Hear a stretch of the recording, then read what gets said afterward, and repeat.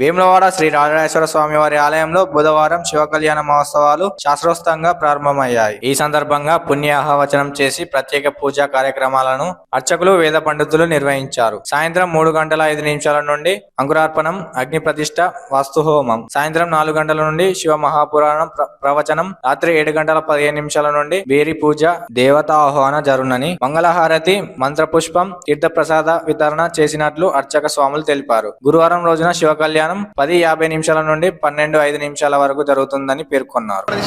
అగ్ని ప్రతిష్ఠ, మండప దేవతాహ్వానం మొదలైనటువంటి కార్యక్రమాలన్నీ కూడా ఈ రోజుతో ఆరంభించడం జరిగింది.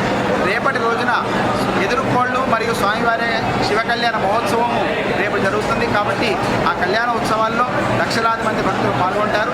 ఆ ఉత్సవాల్లో ఎవరైతే పాల్గొంటారో, ఎవరైతే సేవిస్తారో, ఎవరైతే స్వామివారిని దర్శిస్తారో వాళ్ళందరికీ కూడా ఆ పార్వతీ రాజరాజేశ్వర స్వామి వారి యొక్క కృపా కటాక్షం లభిస్తుంది తప్పకుండా.